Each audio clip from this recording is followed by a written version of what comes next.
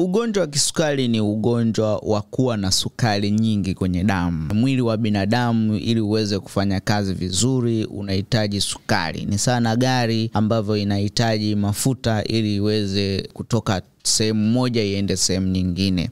Kwa engine inahitaji mafuta, yale mafuta ndo yanachomwa ili iweze kusogeza gari iende sehemu moja kwenda sehemu nyingine. Hivyo na mwili wa binadamu unahitaji sukari. Na sukari kiwango kizuri kwenye mwili huwa inatakiwa isizidi kijiko kimoja kile kidogo. Kwa kitaalamu tunasema ya kwamba sukari yako inatakiwa isizidi gram 5 katika lita 5 za damu yako. Kwa hiyo tukichukua lita 5 za damu yako au tukikamua damu yako yote tukaiweka kwenye galoni, kama damu yako ni lita 5, kiasi cha sukari ambacho ni salama ambacho kinatakiwa kiwe kinaendesha mwili wako kisizidi gram 5. Kwa hiyo gram 5 ni kipimo ya kile kijiko kidogo kile cha kumnyweshea dawa mtoto, gram 5.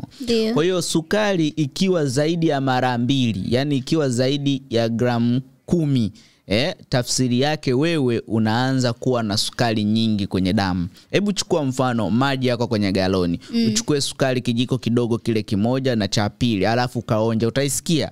Hauwezi ukaisikia. Sasa kiwango hicho cha sukari kilichopo kwenye damu yako kikiwa hivyo vijiko 2 na kuendelea, hali hiyo tunakutafsiri wewe ni mgonjwa wa kisukari.